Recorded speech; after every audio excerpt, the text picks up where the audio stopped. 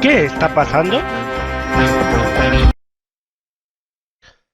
Y empezamos hablando de aquellos países que tengan muestras de pacientes con neumonías sospechosas de finales de 2019, que deberán analizarlas antes para identificar posibles casos de COVID-19 anteriores incluso a que China informara de esta nueva enfermedad. Eso es lo que ha recomendado hoy martes un portavoz de la Organización Mundial de la Salud. Sería de gran importancia que todos los países con casos sin especificar de neumonía en el mes de diciembre o incluso noviembre realizasen test y algunos ya lo están haciendo. Destacó en rueda de prensa el portavoz de la OMS, Christian Lindmeier. El portavoz reaccionó así a informes médicos procedentes de Francia y Estados Unidos que identificaron posibles casos de COVID-19 en esos territorios, ya que en el mes de diciembre. Aunque China no notificó a la OMS de la existencia de casos por el nuevo coronavirus hasta el último día del año pasado, es decir, hasta el 31 de diciembre. Estos casos nos aportan una visión más clara de la pandemia, ha subrayado Lindmeier, quien consideró esencial que continúen este tipo de estudios para entender mejor el potencial contagio del COVID-19. El portavoz también subrayó que no sería raro que el coronavirus estuviera ya fuera de China en fechas tan tempranas, ya que los primeros casos de la enfermedad se remontan a principios de diciembre y entra dentro de lo posible de que algunos de los infectados viajaran desde Wuhan, ciudad donde se originó el brote, hacia otros países. Lindmeier también añadió que es una práctica habitual entre muchos médicos el guardar muestras de pacientes con neumonías sospechosas, precisamente para poder realizar el test posteriormente ante posibles brotes de nuevas enfermedades. El epidemiólogo Neil Ferguson, que es el equivalente a Fernando Simón en el Reino Unido, ha presentado hoy su renuncia del grupo de la asesoría científica del gobierno, tras conocerse que rompió el confinamiento, según adelanta el medio británico The Telegraph. Por otro lado, se siguen con esas negociaciones para la prórroga del estado de alarma, así que será una de las cosas que nos ocuparán en las próximas horas y días. En el caso de España, el plan de desescalada de confinamiento decretado para frenar los contagios del nuevo coronavirus, el causante de la pandemia de la COVID-19, se ha planteado en 4 fases, como ya hemos explicado, y cada una de ellas seguirá ampliando la libertad de movilidad de los ciudadanos y podría comenzar en diferentes momentos en cada provincia o isla, pues serán los criterios objetivos establecidos por el gobierno para evaluar la situación sanitaria de esa zona, los que determinarán el momento exacto de pasar cada fase. La desescalada será asimétrica, gradual y coordinada, como recalcó siempre Sánchez, y asimétrica porque cada provincia avanzará hacia cada fase en función de su capacidad, de su sistema sanitario, de la situación epidemiológica en cada territorio, de las medidas de protección establecidas en los espacios públicos y de sus datos de movilidad y socioeconómico. Gradual porque será escalonada y además se podrá saltar de una fase a otra, tanto hacia adelante como hacia atrás. Si bien las cifras indicarán nuevos rebrotes de la enfermedad y coordinada entre las comunidades autónomas y el gobierno, que mantiene de momento el mando único. Los criterios objetivos que marcarán la velocidad de desescalada de cada provincia serán públicos.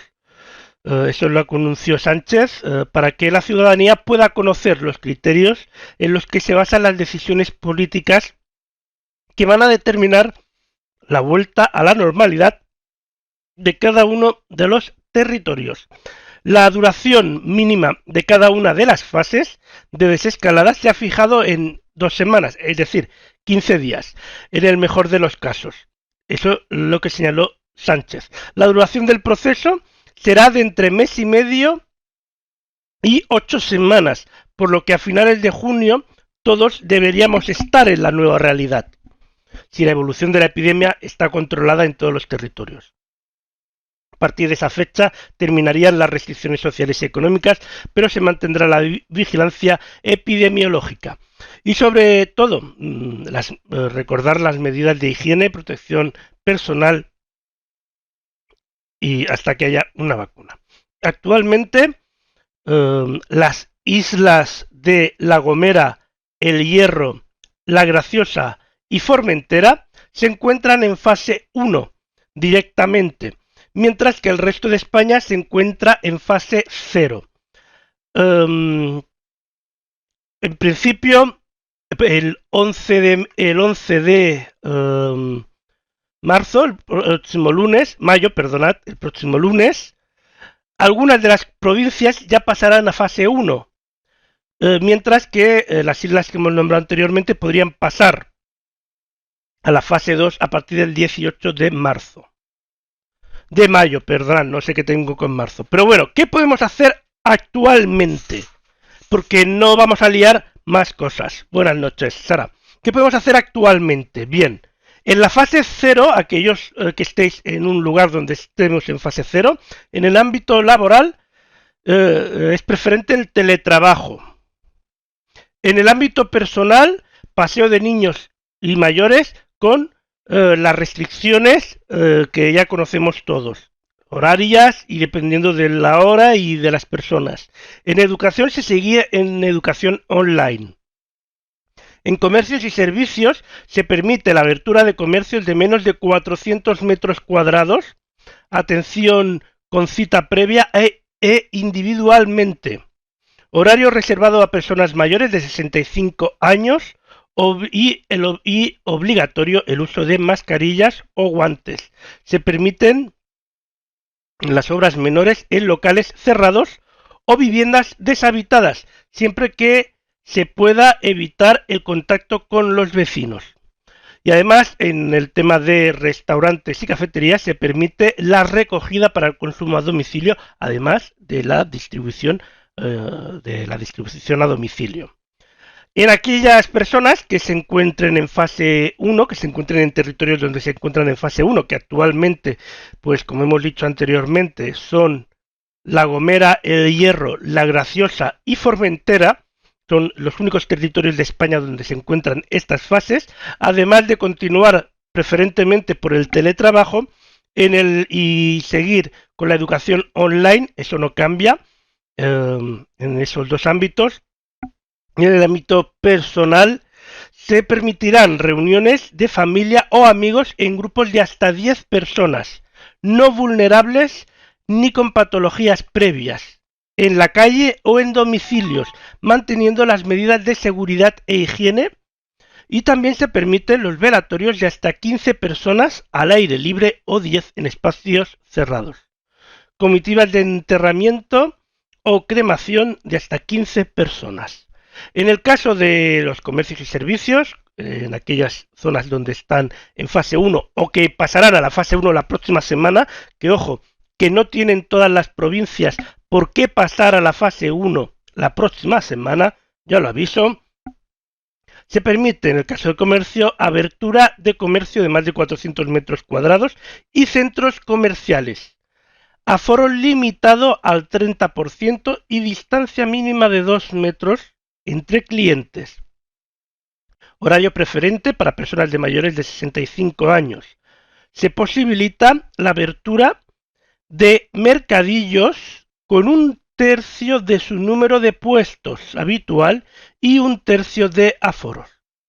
Y en el caso de hostelería, restaurantes y cafeterías, a partir de la fase 1, aquellas zonas donde estén en fase 1 o que vayan a acceder la próxima semana en fase 1, se permiten las terrazas de bares y restaurantes con una capacidad del 50%. El resto de fases los iremos diciendo en los próximos programas para así no andarnos liándonos que si yo qué fase estoy. Ahora de momento solo hay territorios que se encuentran en fase 0 y en fase 1 y este es el repaso, ¿no? de estos territorios donde se encuentran en la fase 1.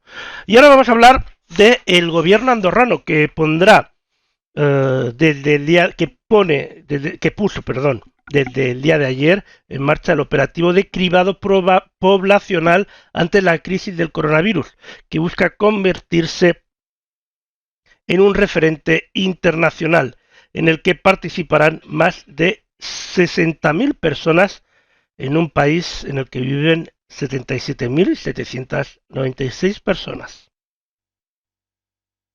Hoy era una prueba de fuego, ya que era el primer día que abríamos, con la dinámica de los vehículos y sobre todo en Andorra la Vella, que es uno de los puntos del país donde tienen más mesas. Va todo muy bien, quizá un pequeño ajuste porque era el primer día, pero la cosa pinta muy bien.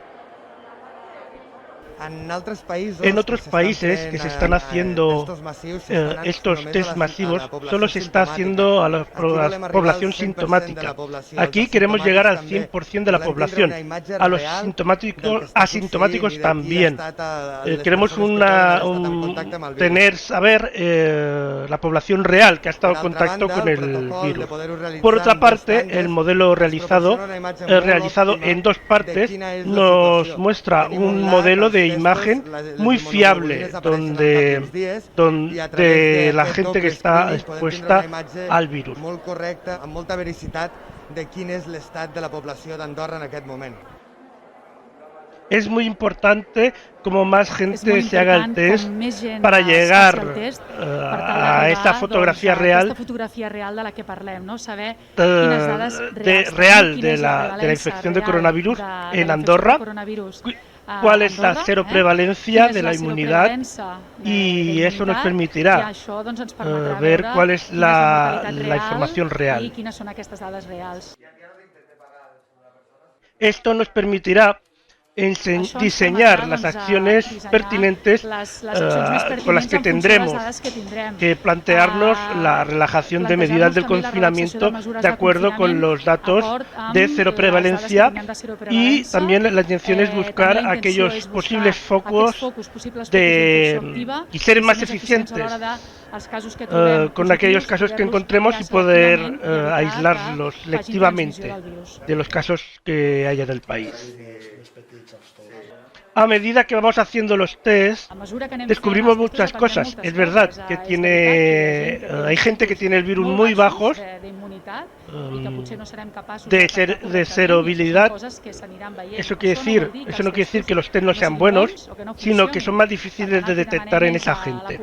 Y que hacemos esto por un beneficio, por una seguridad, para podernos reincorporar de una manera mucho más segura al día a día de nuestro país. Así que estamos encantados de resolver las dudas con tal de que estén tranquilos los ciudadanos. Ayer por la noche teníamos más de 60.000 inscritos ya, así que estamos viendo todavía que la gente se está inscribiendo y de momento la previsión es muy buena. Estamos esperando que los próximos días acabe este último apretón para llegar a los objetivos que nos habíamos marcado. Pues esa era la información que nos llega de Andorra referente a esos test de serovilidad que se están haciendo en Andorra, que abarcarán a toda la población andorrana, y como nos han comentado, pues son unos 77.000. Ahora vamos a también una última pincelada de noticias, y es que muchas ciudades están planteándose en las próximas fines de semana o incluso entre semanas, según qué ciudades, el peatonalizar algunas